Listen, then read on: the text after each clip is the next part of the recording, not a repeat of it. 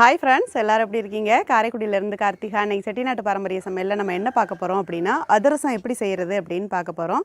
இதுவரைக்கும் நம்ம சேனலை சப்ஸ்கிரைப் பண்ணிக்கலைனா சப்ஸ்கிரைப் பண்ணிக்கோங்க. வீடியோவை friend and relative-க்கு ஷேர் பண்ணுங்க. அதிரசம் ரொம்ப சிம்பிளான மெத்தட். நம்ம மாவு சேர்க்கறத பொறுத்து தான் அதிரசம் வந்து சாஃப்ட்டா வர்றதும் ரொம்ப முருகலா வர்றதும் இருக்கு. நம்ம அதிரசத்துக்கு மாவு நம்ம சேர்க்கும்போது ரொம்பவே பக்குவமா அதை சேர்க்கணும். அப்படி சேர்த்துட்டோம் அப்படினா அது வந்து ஒரு மாசம் கூட நம்ம ஃப்ரிட்ஜில் வச்சுட்டு எப்போ தேவையோ அப்போ கூட நம்ம அதை ரெடி பண்ணிக்கலாம். வாங்க இப்போ அதிரசம் எப்படி ரெடி பண்ணுறது அப்படின்னு போய் பார்ப்போம். பாருங்கள், ரொம்ப சூப்பராக அதிரசம் சாஃப்டாக ரெடி ஆயிடுச்சு. வாங்க இப்போ எப்படி ரெடி பண்ணுறது அப்படின்னு பார்க்கலாம். அதிரசம் செய்கிறதுக்காக இப்போ 1 கிலோ அளவுக்கு பச்சரிசி எடுத்துகிட்டு நல்லா ஒரு 1 ஹவர் ஊற வச்சுருக்கேன். அதாவது 3 தடவை அலசிட்டு 1 ஹவர் ஊற வச்சுருக்கேன். தண்ணியெல்லாம் நல்லா இருத்து எடுத்துட்டேன். இப்போ இதை ஒரு வெள்ளை துணியிலையோ அல்லது பேப்பர்லேயோ நம்ம வந்து காய வைக்க போகிறோம். நிலக்காய்ச்சலில் தான் காய வைக்கணும். ரொம்பவும் ஈரமும் காஞ்சிடக்கூடாது. ஓரளவுக்கு நமக்கு பதம் இருக்கணும். இப்போ நம்ம காய வச்சிடலாம். பாருங்கள், நல்லா ஃபேனில் நான் காய போட்டிருக்கேன். நல்லா ஒரு 10 நிமிஷம் நல்லா காய வச்சுருங்க. அதாவது முருகலாக இல்லாமல் ஓரளவு பொதுன்னு இருக்கணும். அதுபோல் நம்ம எடுத்துகிட்டு போய் ரைஸ் மில்லில் அரைச்சிட்டு வந்துடலாம். அதிரசத்துக்கு மாவு பார்த்திங்கன்னா கொஞ்சம் ஈரப்பதமாகவே நான் அரைச்சிட்டு வந்திருக்கேன். பார்த்தா உங்களுக்கு தெரியும். இந்த ஈரப்பதம் இருந்துச்சுன்னா தான் நம்ம வந்து பாகில் போட்டு கிளறும் போது நல்லா வந்து மாவு பாகோடு சேர்ந்து வேகும். ரொம்ப காய வச்சுட்டு அரிசியை அரைச்சோம் அப்படின்னா கொஞ்சம் நல்லா இருக்காது. அதனால் இந்த மாதிரி நான் பொதுன்னு அரைச்சிட்டு வந்திருக்கேன். இப்போ வெள்ளைக்கட்டி பாகு நம்ம சேர்த்துக்கலாம். 1 கிலோ அரிசி வச்சுருக்கேன். 1 கிலோ வெல்லம் சேர்த்து நம்ம இப்போ பாகு காய்ச்சிக்குவோம். 1 லிட்டர் அளவுக்கு தண்ணி சேர்த்துக்கலாம். 1 லிட்டர் தண்ணி சேர்த்தாச்சு. இப்போ 1 கிலோ அளவுக்கு வெல்லம் சேர்க்குறேன். பாகு நமக்கு கொதிக்க ஆரம்பிச்சிருச்சு. பாகு எப்படி ரெடி ஆகணும் அப்படின்னா தண்ணியில் போட்டால் ஒன்றா சேரணும். அந்த அளவுக்கு நமக்கு பாகு ரெடி ஆகணும். ஒரு சிலர் வந்து மாவை வந்து அரைச்சிட்டு மாவை வந்து அளந்து வெல்லத்தையும் இடிச்சிட்டு அளந்து ரெடி பண்ணுவாங்க. கரெக்டான மெத்தடு அப்படின்னா நம்மளுக்கு 1 கிலோ மாவுக்கு 1 கிலோ வெல்லம் கரெக்டாக தான் இருக்கும். அதனால் நான் அப்படியே சேர்த்துருக்கேன். கழுவிட்டு நல்லா வந்து பாகு நமக்கு நல்லா சுண்ட வத்தட்டும். பாகு வந்து நல்லா கொதிச்சிருச்சு. இப்போ நம்ம வந்து வடிகட்டிட்டு இந்த பாத்திரத்தில் மாற்றிக்கலாம். வேறு ஒரு பாத்திரத்தில் இதை வடிகட்டி விட்டுட்டு அதுக்கப்புறம் நம்ம இதில் மாற்றிக்குவோம். பாருங்கள், வடிகட்டி விட்டுட்டு நல்லா வந்து பாகு நமக்கு ரெடி ஆயிடுச்சு. இந்த பாகு எப்படி மெத்தடு நம்ம பார்க்கணும் அப்படின்னா நான் காமிக்கிறேன் பாருங்கள். ஒரு கிண்ணத்தில் தண்ணி இந்த மாதிரி எடுத்துக்கோங்க. எடுத்துட்டு இந்த மாதிரி பாகு அதில் விட்டுறணும். விட்டுட்டு அதை ஒன்றா நம்ம இப்படி சேர்க்கும்போது ஒரே மாதிரி அதுக்கு நமக்கு வந்து கிடைக்கும். ஒரே மாதிரி உருண்டையாக கையில் எடுக்கிற மாதிரி கிடைக்கணும். அப்படி வந்துருச்சு அப்படின்னா அதிரசத்துக்கு பக்குவம் ரெடி ஆயிடுச்சு அப்படின்னு அர்த்தம். இல்லை அப்படின்னா தண்ணி அது ஓடிரும். இந்த மாதிரி சேர்க்க முடியாது. இந்த மாதிரி சேர்த்து எடுக்கிற மாதிரி நமக்கு வந்துடணும். இந்த பதம் வந்துருச்சு அப்படின்னா அதிரசத்துக்கு மாவுக்கு நம்ம போட்டு கலர்றதுக்கு பாகு ரெடி ஆயிடுச்சு அப்படின்னு அர்த்தம். பாருங்கள், இந்த மாதிரி நமக்கு கையில் எடுக்கிற பக்குவம் வந்துடணும்.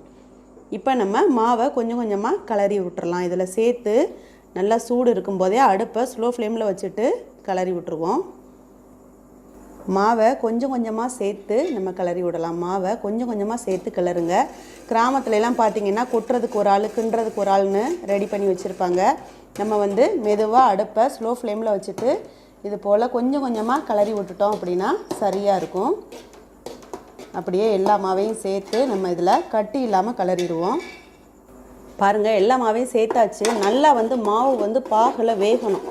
நல்லா கைவிடாமல் கட்டி இல்லாமல் நல்லாவே கிளறி விட்ருங்க. நீங்கள் நைட்டு இதை ரெடி பண்ணிவிட்டு காலையில் அதிரசம் போட்டிங்க அப்படின்னா ரொம்ப டேஸ்ட்டாக இருக்கும். அப்படி இல்லை அப்படின்னா காலையில் ரெடி பண்ணிவிட்டு நைட்டுக்கு நம்ம அதிரசம் போடணும். நல்லா மாவு வந்து அந்த பாகில் வேகணும். அப்போ தான் வந்து அது நல்லா காலையில் நமக்கு பொறுன்னு நல்லா இருக்கும். நல்லா இதை வந்து கட்டி இல்லாமல் கிளறிடுவோம்.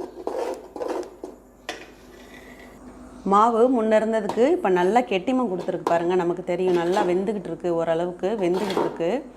இப்போ நம்ம என்ன பண்ணணும் அப்படின்னா பாத்திரத்தில் அடியில் ஒட்டாத அளவுக்கு நம்ம கிளறி விடணும். அதுக்காக தான் நான் வந்து கனமான பாத்திரமாக வச்சுருக்கேன். எப்போவுமே பாகு நம்ம ரெடி பண்ணும்போது பாத்திரம் வந்து இரும்பு பாத்திரமோ அல்லது கனமான பாத்திரமாவோ நம்ம போட்டுக்கிட்டோம் அப்படின்னா அடி பிடிக்காது. இப்போது 2 ஸ்பூன் அளவுக்கு ஏலக்காய் தூள் சேர்த்துட்டு 2 ஸ்பூன் அளவுக்கு நெய் சேர்க்க போகிறோம். நெய் சேர்க்குறது அப்படிங்கிறது நல்ல ஒரு வாசத்தை நமக்கு கொடுக்கும். அப்புறமா நம்ம அதிரசம் போடும்போது நல்ல வாசமாக இருக்கும். நமக்கு பாத்திரத்துலேயும் ஒட்டாமல் அடி பிடிக்காமல் இருக்கும். இப்போ 2 ஸ்பூன் அளவுக்கு ஏலக்காய் சேர்த்துக்குவோம்.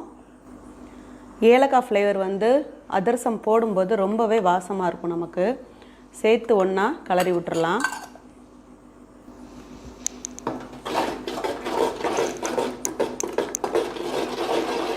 இப்போ 2 ஸ்பூன் அளவுக்கு நெய் சேர்த்துக்கலாம். நெய் சேர்த்து நம்ம கிளறி விடும்போது பார்த்திங்கன்னா அந்த தூரில் அடி பிடிக்காமல் நமக்கு வந்து நல்லா வந்து சூப்பராக ஒரு டேஸ்ட்டு கொடுக்கும். பொரிச்சு எடுக்கும்போது டேஸ்ட்டு கொடுக்கும். அதனால தான் இப்போ நான் நெய் சேர்த்துருக்கேன். இப்போ மாவு நமக்கு நல்லா ரெடி ஆயிடுச்சு. இந்த பதத்தில் நம்ம ஆஃப் பண்ணி வச்சுட்டோம் அப்படின்னா ஆறுனதுக்கும் நம்ம போடுறதுக்கும் கரெக்டாக இருக்கும் மெத்தடு. நான் இப்போ இந்த பதத்தில் ஆஃப் பண்ணுறேன். மெயின் இது வந்து என்னென்னா நம்ம அடி பிடிக்காமல் கிளறணும், கட்டி இல்லாமல் கிளறணும். அது 2 தான் இதில் மெயின். பாருங்கள் மாவு வந்து நல்லா ரெடி ஆயிடுச்சு. இப்போ நான் வந்து ஆஃப் பண்ணிவிட்டு இதில் வெள்ளை துணி போட்டு அப்படியே மூடி வச்சிடலாம். காலையில் நம்ம போடும்போது எப்படி இருக்குது அப்படின்னு நான் காமிக்கிறேன். நல்லா இந்த மாவு இருக்கிறதுக்கு இது கரெக்டாக இருக்கும். பாருங்கள் நைட்டு வந்து நான் அதிரசத்துக்கு மாவு சேர்த்து வச்சேன். நல்லா வந்து நமக்கு ரெடி ஆயிடுச்சு. மேலே வந்து அந்த நெய்யெல்லாம் அப்படியே உறைஞ்சிருக்கு. இப்போ நான் வந்து எண்ணெய் காய வச்சுருக்கேன். அதிரசம் எப்படி போடுறது அப்படின்னு பார்க்கலாம். நைட்டு நீங்கள் ரெடி பண்ணிவிட்டு காலையில் போடுறீங்க அப்படின்னா ரொம்பவே மாவு வந்து நமக்கு டேஸ்ட்டும் கொடுக்கும், நல்லா உப்பலாகவும் இருக்கும் அதிரசம். இப்போ வாங்க எப்படி போடுறதுன்னு பார்ப்போம். இப்போ ஒரு வாழை இலை எடுத்திருக்கேன். அந்த வாழை இலையில் லேசாக நெய் அல்லது எண்ணெய் தடவிக்கங்க. தடவிட்டு நம்ம எடுத்து வச்சுருக்குறோம் இல்லையா மாவு, அதிரச மாவு, அந்த மாவை வந்து நமக்கு தேவையான அளவு உருண்டை எடுத்துட்டு இதில் வந்து லேசாக வச்சு அழுத்தி கொடுங்க. அழுத்தி கொடுத்துட்டு, அதாவது கவர் இருந்தாலும் சரி, இது போல் இலை இருந்தாலும் சரி, இது போல் அழுத்தி கொடுத்துட்டு நம்ம எண்ணெயில் சேர்த்துக்கலாம். பாருங்கள் அடுப்பை ஸ்லோ ஃப்ளேமில் வச்சுட்டு ஒவ்வொரு அதிரசமாக நம்ம சேர்த்து விட்ருக்கோம். அது அடுப்பை ஸ்லோ ஃப்ளேமில் வச்சு நம்ம செய்யும் போது உள்ளே வந்து நல்லாவே நமக்கு அதிரசம் வெந்துடும். சாப்பிட்றதுக்கும் நல்ல சாஃப்டாக இருக்கும். அவ்வளோதாங்க, அதிரசம் நமக்கு ரொம்ப சூப்பராக சாஃப்டாகவே ரெடி ஆயிடுச்சு. இது போல் நீங்களும் ட்ரை பண்ணி பார்த்துட்டு எனக்கு கமெண்டில் கமெண்ட் பண்ணுங்கள், லைக் பண்ணுங்கள், சப்ஸ்கிரைப் பண்ணுங்கள், வீடியோவை ஷேர் பண்ணுங்கள். தேங்க்யூ.